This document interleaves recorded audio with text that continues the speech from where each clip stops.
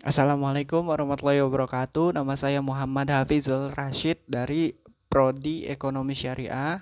Maksud dan tujuan saya di sini untuk mempresentasikan tentang sistem informasi manajemen. Sistem informasi pada era globalisasi mencakup pengaruh perkembangan teknologi secara global, percepatan kemajuan teknologi, informasi sebagai sumber daya organisasi, dan konvergensi teknologi. Sistem menurut Gordon B. Davis, sistem yang abstrak adalah susunan yang teratur dari gagasan-gagasan atau konsep-konsep yang saling tergantung. Misalnya, sistem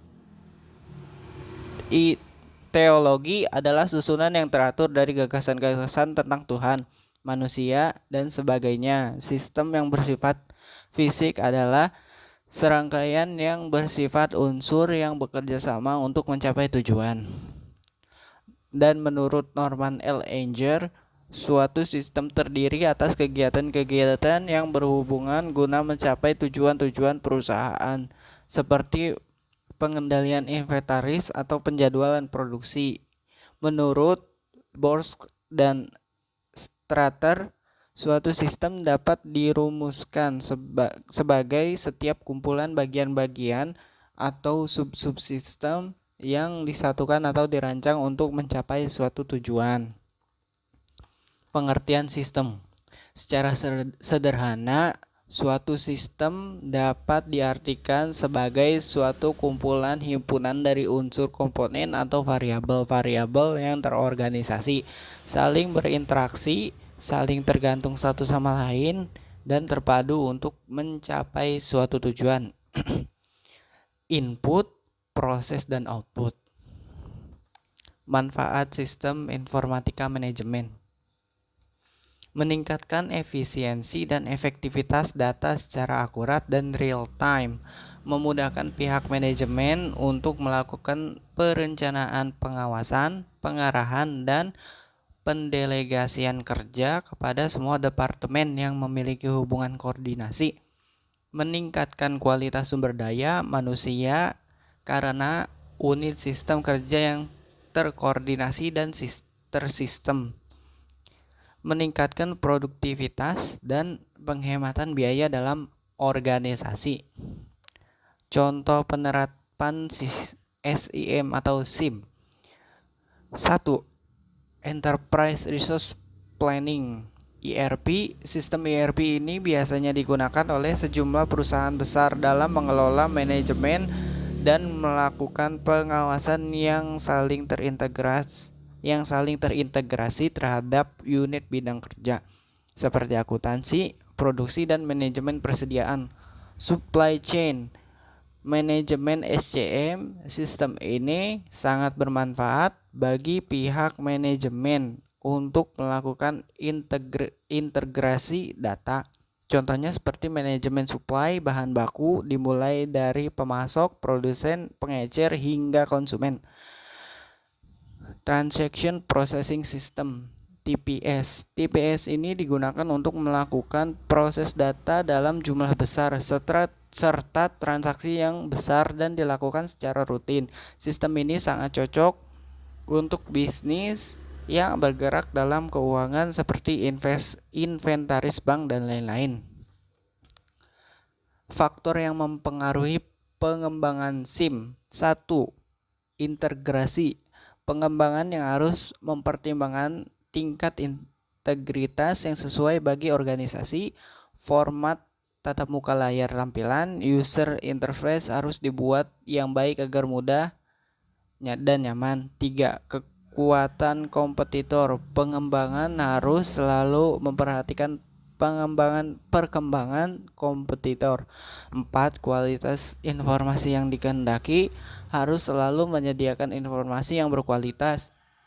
5. Kebutuhan sistem.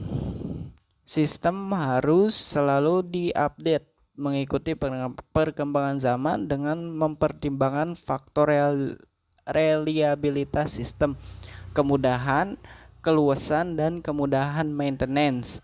6. Perkembangan organisasi. SIM harus mengikuti perkembangan organisasi. 7. kebutuhan untung rugi perusahaan. SIM harus dikembangkan mengikuti target untung rugi perusahaan. Perkembangan SIM. SIM harus mengikuti perkembangan kualifikasi SDM. 9. Masalah hukum. SIM harus mengikuti perkembangan hukum.